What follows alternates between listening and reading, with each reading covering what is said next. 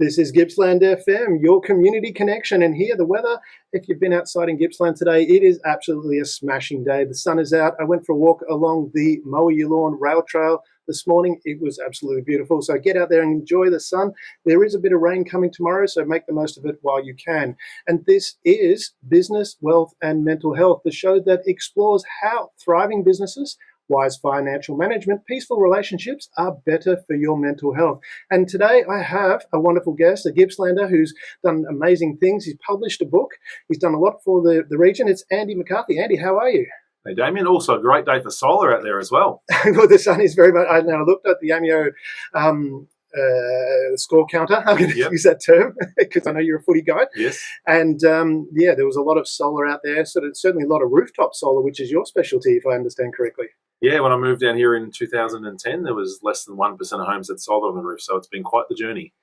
Tell us about that. Let's go back in the Wayback Machine, and I've got caught out, but we had a pre-interview show, and I know you know this reference, so we're going to go into the Doc Brown DeLorean time machine. We're going to hit 88 miles an hour, and can you take us back to what was that motivation? Because as I understand correctly, you and your wife, your sweetheart that you met when you were very young, and you, I'm using young loosely here, I'm not saying you knew each other in preschool, yeah. But you travelled the world, and then you came back, decided, I'm going to go to the heartland of coal and set up solar. What was the motivation to do that? Yeah.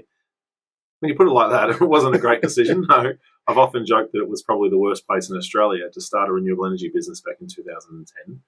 I fell into solar as a 19-year-old.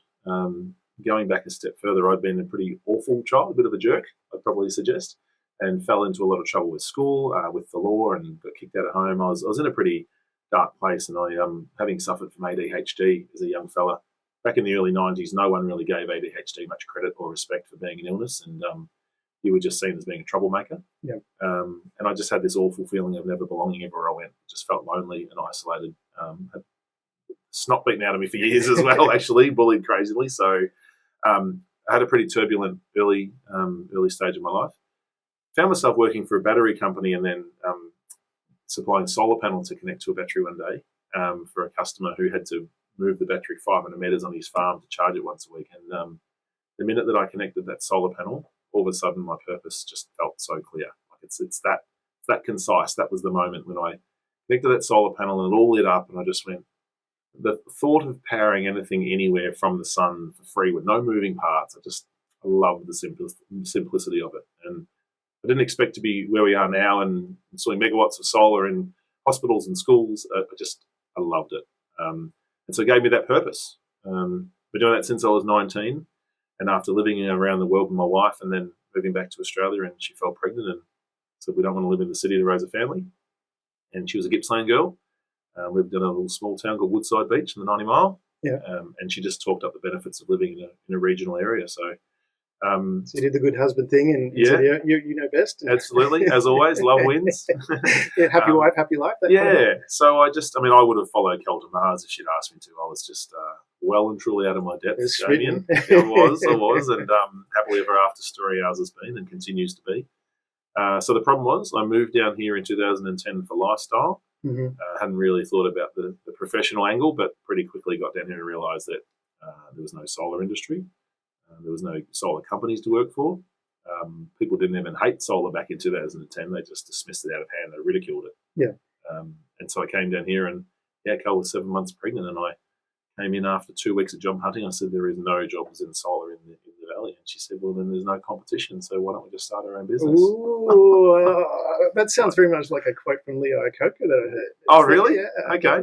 I'm not familiar with that. His wife, when he was sacked from Ford, and he was Chrysler was about to fail, and she turned to him and said, well, I guess Mr. Ford would be really happy with that. And he got a bit of fire in his belly and turned it around. It sounds like a similar sort of thing. It's like... Yeah, well, that has been my fuel, I try not to be too combative or negative about it, but there's no doubt that proving people wrong through our success was a really powerful motivator. How much, I want to step back a bit because we do talk about peaceful relationships, good for your mental health. It sounds like that you had a very, very supportive, Kerry's, your wife? Kelly. Kelly, sorry. Yep, right. Kelly, she was very, very supportive from the very beginning. It's like she almost gave you the proverbial foot up the bum to get out there and start your own business. Is that right? Yeah, look, I was always quite risk averse, Mm-hmm. and it really was a nudge from Cal to really get out there and have a crack. And look, at that stage, we were right on the financial breadline. We'd done what a lot of young people do. We spent all of our money travelling. We didn't have enough to eat. We had enough for beers in the night time, but we didn't have enough to eat well.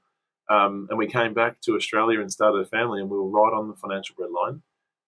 Cal was 7 months pregnant. We'd moved to Murbu North, moved in on Valentine's Day. Ooh. Carried her across the threshold, went straight across the road to footy training. Very much country, that one. It was. Well, I did the threshold first. Exactly. Yeah. And put the footy boots on and up you go. Yeah, that's right. And then at that stage, Cal was 7 months pregnant, and she was commuting from Murbu North to Melbourne, getting up at 4:45 on Monday morning, catching the train up to Melbourne to work for 2 days, staying on a friend's couch, I think on the cushions, on Monday night, 7 months pregnant. Wow. Wednesday, she would work from home, and then Thursday, she'd do the same commute again, Thursday, Friday. So she's tough as nails, Cal. Yeah. And, for her to make that sacrifice and still to encourage me to go out there and have a crack and take a $10,000 loan off the mortgage to start her own business was an incredible vote of confidence in what she thought I could achieve. And she became a founder of the business as well, but largely in the background. So that vote of confidence was all I needed to go and have a crack. And we paid $50 to buy a little logo off a website online. Yeah. And a $6 invoice book for the newsagent. You know those orange ones, the 01 to 49 exactly, carbon copy. Yeah. Yep. Everyone's got one of those in their house. Yeah. And I actually thought, how am I ever going to write 50 invoices? And that was the extent of our investment to start Gippsland Solar. Right. So, and take us back to that, because this is where I find that really fascinating. With a lot of people don't realise that one of the key points of success in any business venture is timing, getting the market timing right. And as Kelly pointed out, that there was no competition. But at that point in time, it was around 2010, was it, that you started your business, if I did my research correctly? Yes, cool. Yeah. And so that was a point in time when we had our first wind turbine was built in the year 2000. So the momentum had already started for that. Was that part of what you attribute to your success? We're going to get into some other factors, but do you think that timing component, having no competition going into this area, do you think that was a contributor as well from your perspective? Definitely. I would never have moved to the Latrobe Valley to start a solar business. Yeah.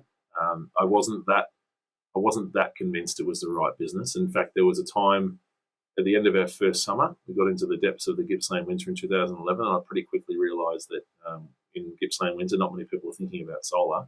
Yeah. And the phone just rang, so it stopped ringing. So I actually gave up. I actually went and got myself a job for 3 months, put the business into hiatus. I just didn't have enough money to pay the bills. Yeah. So I can't say that I just believed myself, backed myself in, and then just went on to achieve great business success. But let's explore that, though, because a lot of people, and you've seen the graph, and I'm sure the listeners have seen the graph as well. You have the two charts, and has the plan. And you've got a person on a bicycle, and you've got a straight line to the goal, and then you've got reality. Yeah. And the question that I always have in respect of that is, if your plan is a straight line, are you being a little bit delusional? Because reality is reality. And is that part of that awakening that you had of going, okay, I've got a plan, but I need to be realistic here? And obviously you've got a family to care for.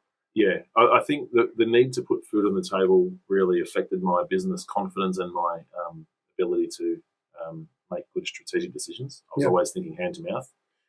But what I think I did have, there's a lot of things I don't have, I'll be honest. I'm not highly educated. I didn't finish year 10, and I don't really have anything going for me on paper. Yeah, well, part of that I want to stop there, because highlight that for people, because you had a successful business which you've now sold, but you created that, but you, as you said, you didn't finish year 10.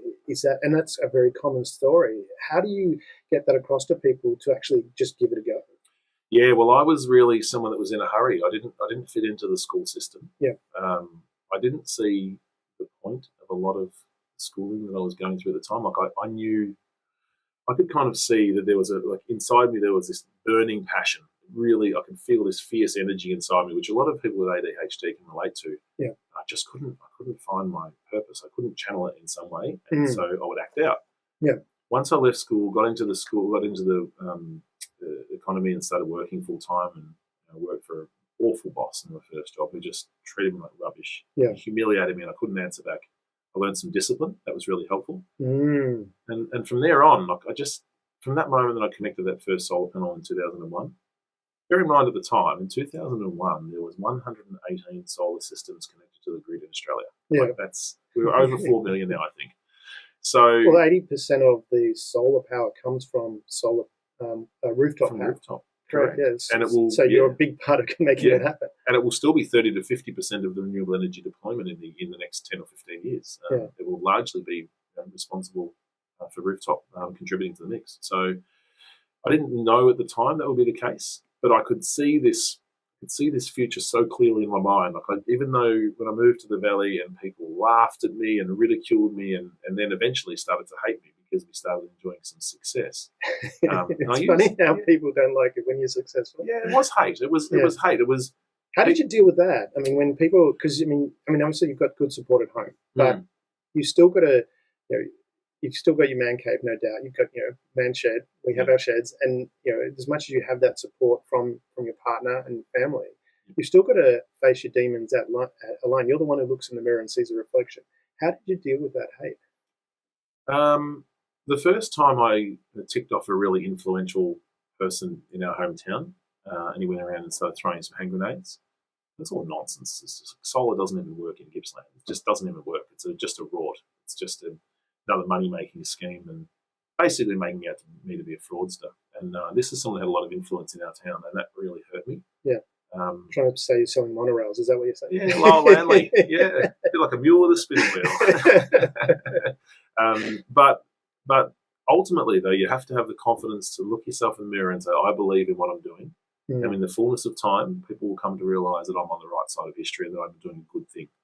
That's easy for me to say now, having built a business. Well, that's the point I want to get to. You said you have to look yourself in the mirror and say, I know I'm doing the right thing. And we talked about this yesterday with a mentor that I had who said, Damian, back yourself that you're making the right decision for you. How do you do that, though, for the people listening that are struggling, going, they're going, well, I don't feel like I can do it. How do you actually look yourself in the mirror and go, I believe in me? For me, I think my ADHD is my superpower in the sense that gave me the fuel. That was that influence on me was stronger than the external influences of people trying to hold me back and tell me that couldn't be done. Like my own self-drive outweighed the people telling me I couldn't do it. Yeah. So I feel fortunate in that sense to have this condition that allows me to have that singular kind of focus that I think ADHD can provide you with. But it's also surrounding yourself with people that lift you up.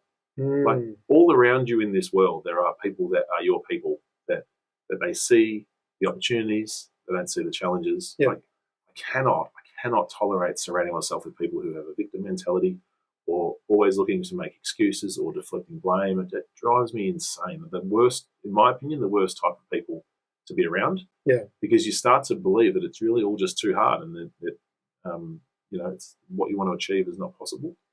Well, let's take that further, though.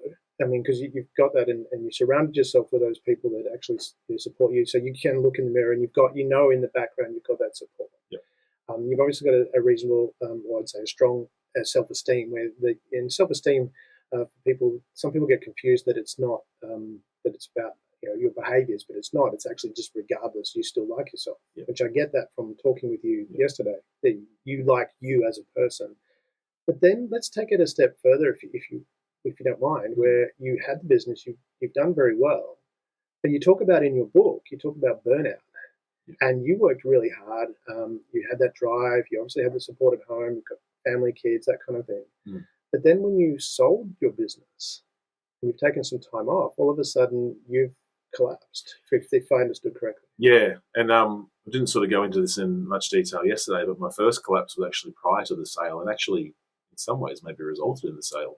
Okay. So it was really a step back to take two forward, I guess, in my life. But what I found was the period of 2010 to 2018 was almost like I always had this something I was striving for. Like it's like climbing the mountain, you can see the summit, and you're so laser focused on that summit, and no matter what happens, you can be out of water, out of food, you can be tired, be cold, but you can see the summit, and you're like, that's where I need to be. And for me, it was a bunch of summits that I kept setting myself to get to, and they were short enough that I could actually feel like they were achievable in a reasonable window of time. Yeah. And then I got to a certain point that I wasn't satisfied, and then I'll push harder. Yeah. So we went from our third bedroom in Melbourne North to our building an office in the garage in Melbourne North. Yeah. We opened a shop down the street. Yeah. We opened a shop in Traralgon, and then we went to Melbourne, then we went to New South Wales and Queensland, and then we sold our business, and then from there it just went absolutely gangbusters. But it was all about setting that goal and having that summit to climb.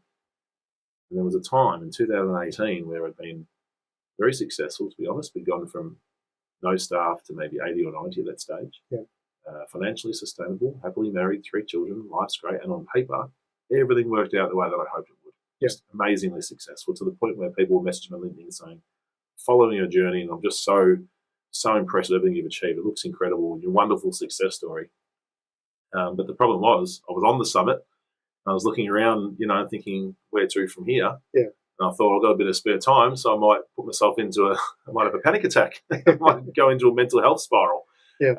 Because I wasn't striving anymore. I got to the point where I'd achieved a lot of what I wanted, and that fuel, I thought if I pushed harder every day, yeah, that I could have the energy and the resilience and just keep hustling. I thought I had more energy than the average person, more resilience, and I used that as a way of probably running away from my demons. Mm. But the pressure was kind of building, and it's a bit like that elastic band, and eventually it snaps, and maybe you don't know where the snapping point is until it really comes back. And that's what happened to me in 2018. I took my first break in maybe 10 years. Yeah. Took a month away, went away for a conference overseas, took the family, turned it into a month-long holiday, and I just completely switched off. Like, I was so deeply relaxed. I wasn't checking emails, wasn't on the phone. How important is that? And because from my personal life and business life, all my technology is on silent. So I don't know when I get an email. I don't have a little thing tell me how many unread emails I've got. My phone doesn't ring. It's on silent. I don't get messages, all that kind of thing. And I found for me, and I did that a long time ago, gave me control over my life. Yeah. How important is taking proactive steps like that to finding that, we're talking about mental health, how important is it to actually have those spaces? Like you said, you took a month off and you felt so relaxed. Now when you look back at it, what advice would you give younger Andy into running that business to find that balance so you don't get that burnout? Yeah, well, like that elastic band, I think you need to understand when the tension is starting to become a bit tighter. Yeah. Like, when your needle was going from a 1 to a 4 or a 5 or a 6. Yeah. For me, I didn't really address it at that stage. Okay. And I pushed through. So I wasn't sleeping enough. I wasn't drinking too much. My diet was terrible. I was neglecting all parts of my life except the business. Yeah. I was a pretty average husband and father, I think, really just neglectful. Yeah. Not there physically or energetically. Stop building sandcastles and reading books to the kids. And, all of those things, I was just obsessed with trying to make an impact and trying to grow this incredibly successful business. Yeah. It's all I cared about. And it fills me with a little bit of shame, but maybe I'm lucky that I made that realization while the kids are still young and I was able to address that. But the problem is, yes, on paper we got that success, but then when I did finally take a break for a month in 2018, the last night of the holidays, I just had an almighty breakdown. And I remember the exact moment. People say, can you tell me a time where it all started to go wrong? Well, I can tell you that exact split second, because it was the last night of holidays. Yeah. The World Cup soccer had been on the whole month we were away. It's awesome. In all the pubs every night, watching the games. It's brilliant.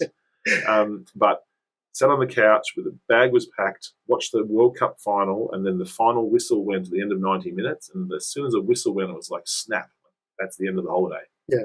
Then I started thinking, I wonder if that customer paid their bill. Did we fix that customer's roof that was leaking? Are we having any staff issues?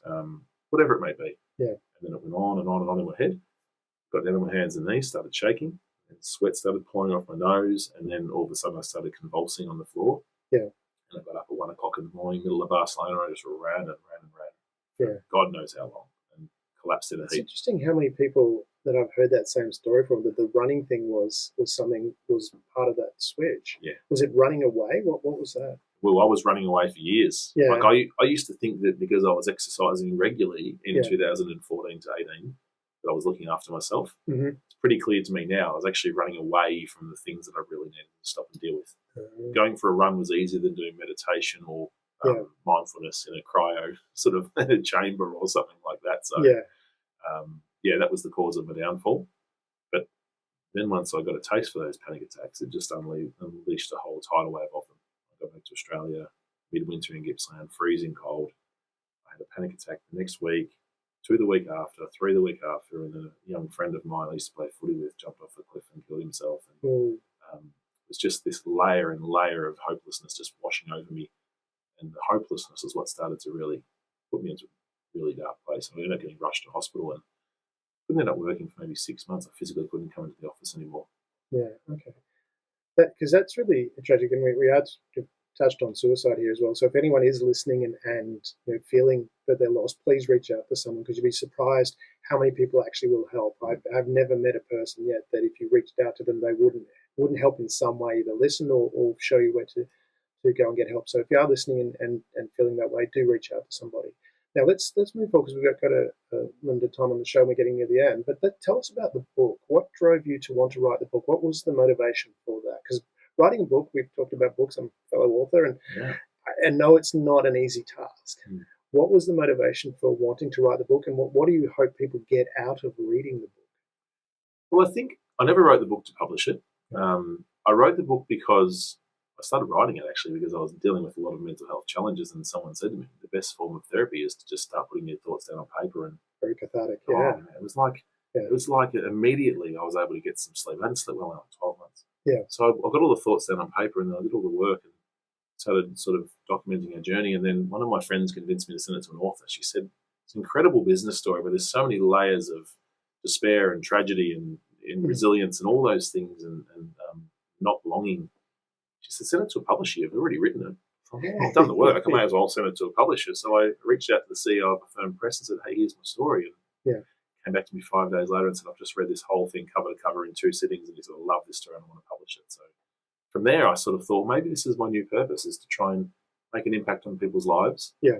Either help people believe that anything is possible if you have a vision. And on top of that, if you do have that burning passion, make sure that it doesn't consume you and put you in where I ended up. So there's hopefully a lot of lessons for people who are driven to make sure that they don't end up in a really dark place. Yeah, and the book's coming out soon, is that right? Hasn't actually been released? This time next week. In fact, you've got a copy here that's not supposed to be out there in the public. So I don't know if you saw those 2 guys with glasses and earpieces in, but exactly. They said if the book doesn't come out in the next hour, we're coming in and bashing the door down. Okay, can't release it too soon. No. So you've got it there in this time next week. Where is it going to be?